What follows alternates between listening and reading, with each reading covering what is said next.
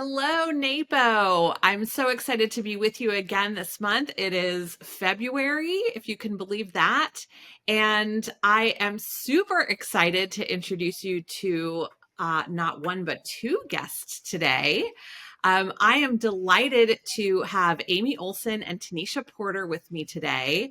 They are our newly elected incoming NAPO board members. And I thought it would be wonderful to get to know them and hear about their ideas for NAPO and what kind of energy they're going to be bringing onto our board. So welcome, ladies, and congratulations. Thank you. Thank Thank you. you. So Tanisha, we'll start with you. Just please introduce yourself. Tell us about your business, how long you've been in this profession, and where you're located. Hi. Well, hey, everyone. I'm Tanisha Lyons Porter. I am the owner of Natural Born Organizers. I started Natural Born Organizers in January 2013. So I guess this is my 11th year. It's crazy to even think about that. And I'm based in Los Angeles, California. And I joined NAPO, I feel like in 2014. So I've been with NAPO for a little bit. Fantastic. Good to have you here. And Amy, how about you? Tell us about your business. And you have a very interesting story. I won't spoil it. Yeah, Amy Olson, Life Done Simply. I started Life Done Simply just almost 8 years. I've got an 8-year anniversary coming up here in 2 weeks. Joined NAPO immediately, joined my Minnesota chapter immediately. Right now, I do productivity and organizing coaching with an emphasis on intentional and mindfulness living. So I've transitioned away from in-home organizing now because for the last 5 years, I've been traveling on the road full time in this RV, which has been fantastic. So that's shifted my business a little bit, but the one thing that's remained consistent is my NAPO membership. Mm-hmm. And another thing that you two both have in common is chapter leadership. I know both of you have been really active and involved in your chapters. So let's talk about what you've already done so far in your journey with NAPO. Before we started recording, Amy and I were talking about it's like, go on the board. It's just the natural next step. So Amy, we'll start with you. Just talk briefly about sort of your journey in leadership in volunteering. Yeah, so my very first couple of months in NAPO, I was recruited to be the Common Tech Director for the Minnesota chapter. I did that for 2 years. Then I rolled into the president role for 3 years, stayed on as the immediate past president for 2 years. And that's when my transition from chapter leadership into national leadership kind of made its move. And that's when I started volunteering on the Next to Lead task force, the Chapter Initiative Task Force, and I'm currently the CRC co-chair until May. Awesome. Wonderful. I love that. You definitely have a theme there too. So Tanisha, tell us about your journey. So let's see. I joined NAPO in January 2014, immediately joined the Los Angeles chapter. And I went to a meeting. I was like, okay, how can I meet more people? I'll be a greeter. They have to say hi to me, right? And it's like, then I'm not like pressured to like go up to people. So I volunteered as a greeter at first. And then after that, I was part of the POLA class because the Los Angeles chapter has Professional Organizers Learning Academy. So I was part of the POLA leadership. And then from there, I ran to be membership director. So I was membership director for 2 years. I was like, hey, I can do that. It's more opportunity to meet people. Then after that, I got recruited to jump up to president. I was so nervous. I was like, "Ugh." But I was president of the LA chapter for 2 years. And then I was immediate past president for 2 years. And then around 2020, I volunteered on the national level for the diversity task force, which was really good, was really interesting. And that kind of gave me a little bit of a dip into national leadership. But 2020 wore me out. And so I was like, I need a little bit of a break, but I will be back in a few years. and a few years is up, and so that's why I am back. I am back to serve the national organization. So glad you are. I love that journey. And so Tanisha, tell us why is serving NAPO National something that you wanted to do in this capacity, and what are you hoping to learn from your board service? Oh my goodness. Well, if it wasn't for NAPO, there would have been a longer road for me to get on board, right? And to start up. So I am really big on community, and Mhm. NAPO is like the best community that I can think of in regards if you want to be a productivity expert or an organizer, but now with social media doing what it does, and now with so many other ways to learn, Mhm. we gotta adjust a little bit. We gotta, it's not deemed as necessary to be part of the community because, Mhm. there have been really big success stories out there. And so I want to be a part of the change to get NAPO back up to where we really are in the eyes of all of organizers, potential organizers. And also I want us to be looked at as more than just a small boutique little industry, right? Like productivity and organization spans so wide, and it interacts with so many different adjacent industries that we're a big deal. We're a big deal. And we touch You so are a many, big deal. yeah, and organizers and productivity experts touch so many aspects of our lives, from birth to through death, that we should be Mhm. a larger industry. And I want to be a part of that to where everyone on the earth knows about NAPO. Nice. Wow. Big hopes and dreams for NAPO. I totally see that. It's like the the quest for relevance in this new generation, this new age of organizing, and what does that look like for an association like NAPO? Because I totally appreciate that. That's a real big trend that we're seeing. And we were talking about this actually in the boardroom. One of the muscles that we build on the board is foresight, and not just talking about current trends, but talking about what current trends are leading us to in the future, right? Like what's coming at us. It's like groups of trends where we really see these seismic shifts, politically, societally. Like what are we seeing coming at us, and how is that going to impact the organization? And this concept of like not everybody wants to be a joiner anymore, right? And all these other various opportunities that they can seek out learning and invention through social media. And how does NAPO, in a very noisy pond, really stand out and demonstrate our value and make sure that we're raising the bar for everyone in the profession? Absolutely. So Amy, how about you? What are you hoping to learn from being on the board, and why was this next step something you wanted to do?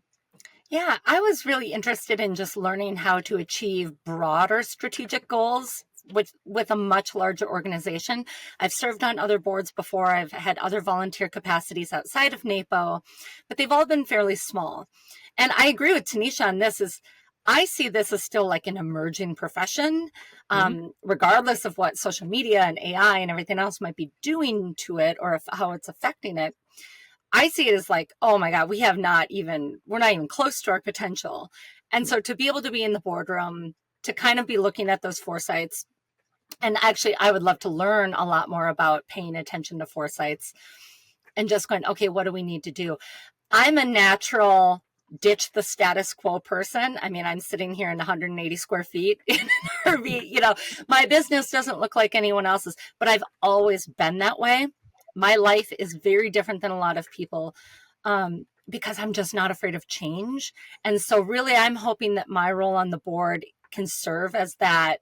Hey, what are we not looking at? What are we afraid to look at? Because I always find that's kind of where the magic is. Mhm. Totally agree. Yes, absolutely. Oh my gosh, we have such innovative thinkers coming onto the board. It makes me excited for the future of NAPO. So, Amy, what's one thing that within NAPO that you are super passionate about? Supporting chapter leaders. So I think it's because of my long stint in my own chapter and our chapter going through an evolution in my leadership tenure, but also just being on the CRC and getting really close to chapter leaders all across the country. They are on the front lines of supporting and connecting with our new members. And there is a transformation that's happening, again, with those emerging trends in the industry and association. And there's so much passion within our chapters that everyone feels on that. Just like Tanisha said, like, these are our people. Like, nothing feels better than connecting with somebody who's going through the same thing as us, but yet no, we don't know anyone else who's going through this, right? Mm-hmm. There's so much fuel there. There's so much connection. And I just want to make sure that that evolves the way it needs to, so it thrives. It doesn't just survive, it thrives. Because I am here today because of the mentorship and the support and the collaboration I got those first few years in my chapter. Awesome. Great. Tanisha, what about you? What's one thing in NAPO that you're super passionate about? Oh my goodness. Like Amy, leaders and supporting leaders so that burnout doesn't happen. But then also, in addition to that, giving back, right? Mm-hmm. There's so many people.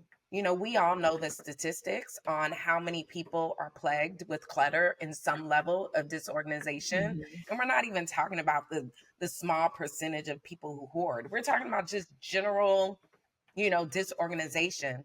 But a lot of times they feel like they can't get those services or learn how to get more organized and do things that work for their household. And so just trying to give back, outreach, getting into the community, getting into the educational system, whether or not it's grade school or college level or trade level. But yeah, just getting out into the community and outreach. I'm very, very passionate about that. Nice. Tanisha, just this morning, I did a podcast interview with one of our mutual friends, James Lott Jr., and he was singing your praises. But I get requests all the time to do podcasting, and I love, representing NAPO in that capacity. But it was so fun to talk to him today, and he mentioned your name right off the bat as somebody who was part of his community. Yes, he's amazing. He is amazing. So we're going to be in your backyard coming up here soon, Tanisha. The summit this year is going to be held in Long Beach at the beginning of April. So what is something at Summit that you're looking forward to? Reconnecting with everyone, right? I haven't been to a summit since the pandemic. Just, various things in life, losing people and things like that. But I'm so looking forward to connecting, and then looking forward to all of the great educational breakouts that are going to happen. Because you always summit and conference is like nirvana for us. Like, it's all of the information, things that you can get a refresh on, things that you're like scared to even dive into. And then things you're like, wait a minute, I never thought about that, right? And so I'm just looking forward to reconnecting and learning something new, learning something else that I can put into my little toolbox. I know there's really good education on tap this year. I'm very excited about some of the programs that I've already been reading about. So, Amy, how about you? What are you looking forward to in April? Yeah, connection with all these new chapter leaders that I've met this year on the CRC. I think same thing. I went to Summit last year, and that was my first time since the pandemic break. And it was just a reminder that, we're in these little silos, even though we have NAPO, but we're in our little silo in our business. And then you show up to Summit or conference or retreat or whatever it is that year. And suddenly, like, all that heaviness that you've been having on, like, learning video editing software or blogging or writing a book or whatever it may be, suddenly now you're surrounded by these people who have this shared experience. And it's a little nirvana. I would not have come up with that word, Tanisha, but it's a little bit of that, okay, I'm going to be okay. Because everyone there is so generous too, with their time, with, talking you through whatever you need to be, helped with. Yeah. Accountability, right? It's accountability. It's like, okay, you said 2 years ago you wanted to start speaking. What have you done? It is. It's such a neat place to share your hopes and dreams and goals. And Amy, I totally agree with you. I was shocked when I first started attending conference back in 2005, dating myself badly here. But I was shocked and amazed at how open and generous our industry stars are willing to be at this event, right? Like people who would charge hundreds, if not thousands of dollars for coaching are there, and you can sit next to them at lunch and talk to them about their journey and find out what they're working on next. And I just think it's so powerful to have all these like-minded people in the same room, and the energy is totally different from any other time of year. It's just the best. So I'm looking forward to having the two of you in the boardroom for the first time when we meet together in April. Of course, we always start that week off. Those of you may not know that your NAPO board goes in a day or two early, and we have a board meeting as part of our just kick off our summit week. So that's always fun too, just because it's nice to be in the room together. It's nice to finally meet people face to face that you've been working with on virtual mediums for so long. And of course, that meeting I think is near and dear to my heart because we have the new class of board members coming in, and we have these great new ideas and thoughts and contributions that really change the energy in the room. So that's a fun one because it's both the incoming and outgoing board members all there together. So it's cool to see what's happening with NAPO. And I think that I hope you all would agree. I'm super excited about our future with such inspiring and poised and smart and creative leaders coming in. So is there anything else before we close that you wanted to share with us, Amy or Tanisha, about NAPO or about yourself, or just anything you want us to know? I'm going to put a plug in for anyone who's watching this video and they're a first-year organizer, and maybe they just joined and they think, I have nothing to offer because I'm not there yet, whatever there means. I just really implore you to just like Tanisha, be a greeter. You don't have to take on a director position. You don't have to run for your board of directors, but we're both here because we knew that there was we offered some value. But we were also going to get something, and we did. We received exactly what we put in. So Love lean it. in. Couldn't agree more. Lean in, right? Especially to like Amy said, aspiring organizers, very new organizers that have been in the game, but things have changed. The industry is shifting, right? Business, the economy is shifting, and you may be wondering, is it time to tap out? Lean in, right? Don't struggle alone. Get off of your own island of entrepreneurship and tag your NAPO buddies, right? Because chances are we're going through the same thing too. And and it's okay to pivot. It's okay to change. Like Amy said, sometimes the goal and the breakthrough is in the change. And so lean into the community. Community is the hack, right? Community is the hack. And so lean in. Lean in. So we will leave it there. Thank you both for joining me on this recording, and we look forward to hearing your thoughts in the boardroom. Thank you for stepping up and representing our profession and helping to move NAPO forward. So we will see you all soon. Summit's right around the corner, and don't miss that early bird. So if you haven't yet registered, you have a couple more days, I think, by the time this comes out to capture that lower price. So make sure you sign up. It's going to be an amazing time this year.